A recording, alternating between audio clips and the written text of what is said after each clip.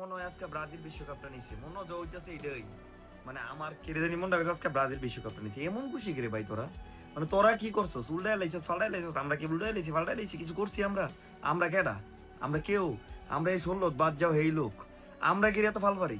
আমরা কি এগুলো কোচাকুচি করতেছি? এরা তো ফাইনাল খেলছে, তোরা কি খেলছস?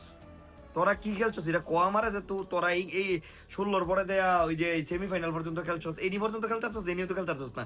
তারা তো সেমিফাইনাল খেললে ফাইনাল পর্যন্ত খেলছে, কারণ ফাইনাল একটু খারাপ খেলছে, এটা তো বুঝাই দিতে তারা খেলছে এবং তারা মাইনাও নিছে। তাকে লাগে আর খোঁচাখুচি করানো লাগবো রে?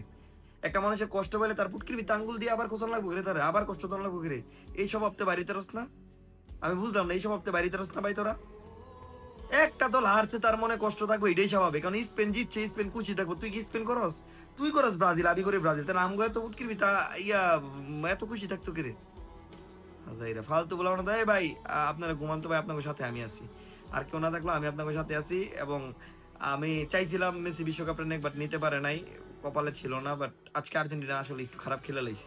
ভালো খেললে হয়তো বা ভালো করতে পারতো, কিন্তু স্পেন ভাই দুর্দান্ত খেলছেন, স্পেন অসাধারণ। বাট স্পেন জিতছে স্পেনের মতো করে খেললে, কিন্তু আমরা ব্রাজিল, পর্তুজিল, তারপর ওই যে ফ্রান্স মান যারা যারা আছে তারা গেলে এত এত ভাল পারতাম। আমগো কি? আমগো তো কিচ্ছু না।